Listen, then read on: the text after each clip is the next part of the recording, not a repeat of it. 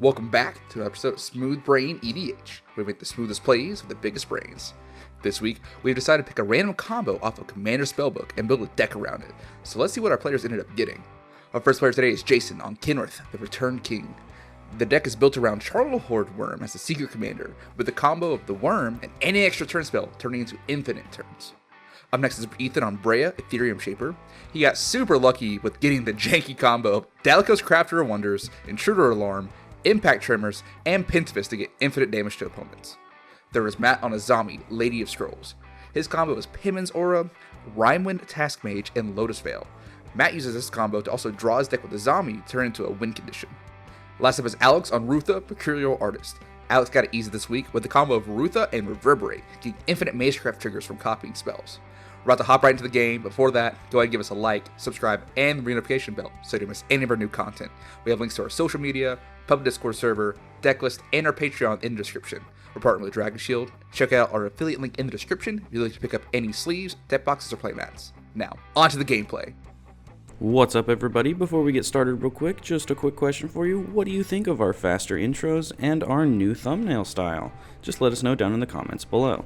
Anyways, Ethan wins the die roll, and he'll play Morphic Pool into Soul Ring into Leadenmere, and then he passes to Matt. Turn is passed to Matt, and he'll play Snow Island into Preordain, and he'll bottom 2 cards, and then draw.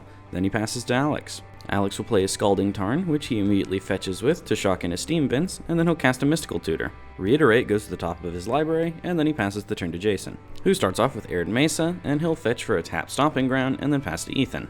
Ethan starts off by shocking in a Sacred Foundry, then he'll tap for 3 and cast Saheeli, Sublime Artificer. After this, he'll cast Idol of Oblivion, and Saheeli will trigger, making him a servo. And what's this? He made a token, so he gets to tap Idol of Oblivion and draw a card. The turn is then passed to Matt, and he'll start off with another Snow Island, and he'll cast Siren Stormtamer. The turn is then passed to Alex, who starts off with an island, and he'll use that island to cast a Brainstorm, drawing 3 and putting 2 back.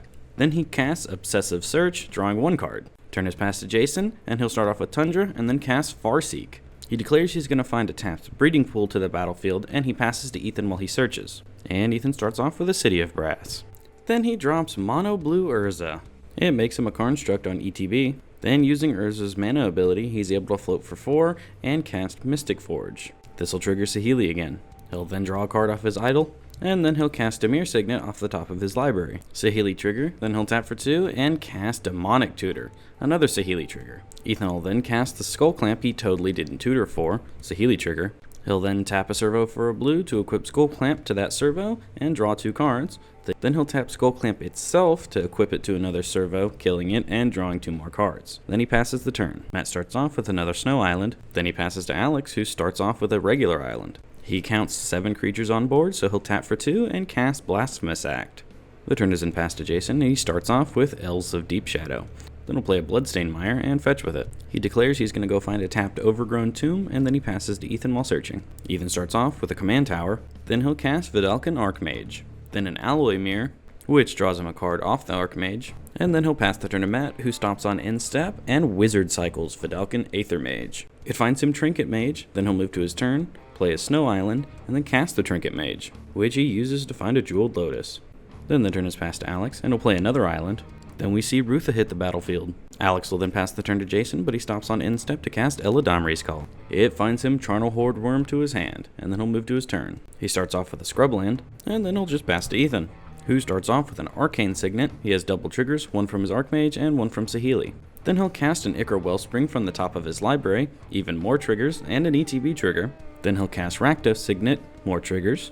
Then an Orzhov Signet off the top of his library, more cast triggers. Idol of Oblivion is activated to draw a card. He'll then cast Vidalcan Engineer, and then play a Training Center as land for turn. Then the turn is passed to Matt, and we see Jeweled Lotus get cast. Then an Extraplanar Lens, which will exile one of his tapped snow-covered islands. Then he'll tap his Snow Island for 2 and crack his Jeweled Lotus to cast Azami.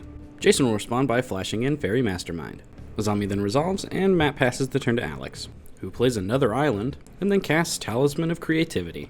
After this, he taps for 4 and casts Archmage Emeritus. The turn is then passed to Jason, and on end step, he'll activate Fairy Mastermind. Everyone draws a card, and Jason will get to draw 2. Then on Jason's turn, he'll start off with a Soul Ring.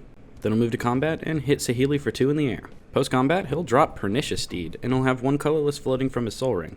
Then he'll float an additional 3 to activate Pernicious Deed, where X is 4. Ethan will respond to the activation by floating a white and a black with his Orzhov signet, and path to exiling one of his own servos. Now you might be wondering, Ethan, why don't you path the Azami? She's going to survive the Pernicious Deed.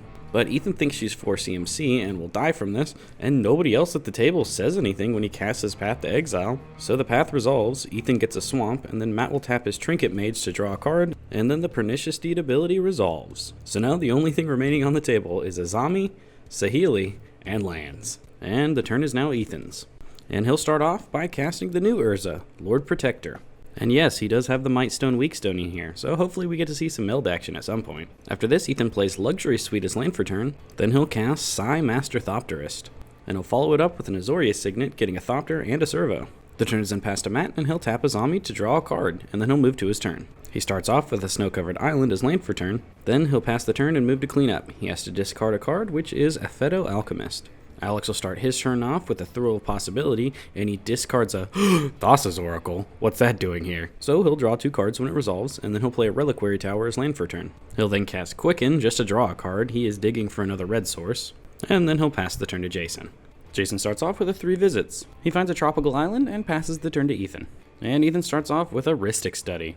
Ethan gets a servo off this, and Matt will respond by flashing Invencer, Shaper Savant, bouncing it to his hand.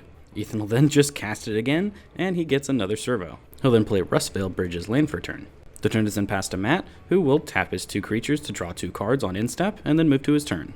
He starts off with yet another Snow-Covered Island as land for turn. Then he'll delve all 7 cards out of his graveyard and cast Treasure Cruise, and he does pay the 1 to Ethan's Rhystic Study. And after drawing 3 cards, he'll move to clean up and discard Patron Wizard, Docent of Perfection, and a Nyx Lotus.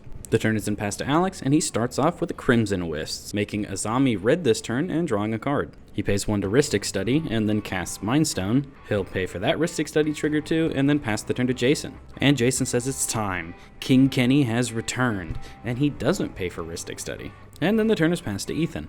And he drops Mightstone and Weakstone. Triggers on the stack, and Jason will tempt Ethan with an offer he can't refuse. He doesn't pay for Rhystic Study, and then Mightstone and Weakstone is countered. There will be no Super Walkers this day. So Ethan gets a Thopter, a Servo, 2 treasures, and a card off of this. Ethan's not too discouraged though, because he'll continue on and cast a Thought Monitor that is extremely cheap. He'll get a Thopter off casting it, and then draw 2 cards when it ETBs. Ethan plays an Exotic Orchard as land for turn, and then he'll use it to cast an Esper Sentinel. Thopter trigger, and then after this he'll cast Harglide, Kindly Runechanter. He'll then pass the turn to Matt, and Matt will stop on instep to flash in Snapcaster Mage. He does pay the 1, and doesn't target anything in his graveyard, and then you better believe he taps 3 wizards to draw 3 cards, and then he'll move to his turn. He'll start off by tapping for 2 and casting Rimewind Task Mage. He does not pay the 1, and then he'll play a Lotus Field as land for turn, sacrificing his 2 tapped Snow Islands. He'll then pass the turn to Alex, who plays a Mountain as land for turn. Then he'll tap for 5 and recast Rootha, and Rhystic Study is paid for. Then the turn is passed to Jason, and he starts off with a Biomancer's Familiar, paying the 1. Then we'll see 2 mana pumped into Kenny, so Jason can draw a card. Then he'll play a basic Swamp as land for turn. Then pass the turn to Ethan, who starts off with an Expressive Iteration. Saheeli makes a servo, and then Ethan will look at the top 3 cards of his library, put 1 to his hand, put 1 to the bottom of his library, and then exile a Glimmer Void, which he'll play as land for turn. After this, he'll tap for 3 and cast Ingenious Artillerist, and then he drops Smothering Tithe. Saheeli trigger. Alex takes this opportunity to tap for 2 and reality shift the Artillerist, and he can't pay for the Rhystic Study or Esper Sentinel trigger, so Ethan will draw 2 cards, and then the Artillerist is exiled, and Ethan manifests a 2/2. Then, with the Smothering Tithe still on the stack, Matt decides, hey, maybe now I should draw my cards, so he taps his 4 wizards to draw 4 cards. Then Smothering Tithe finally resolves.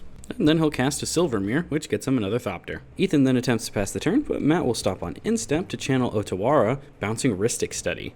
And then the turn is passed to Matt. Tithe isn't paid on draw step, and he starts off with a Freed from the Real, and he doesn't pay for Esper Sentinel.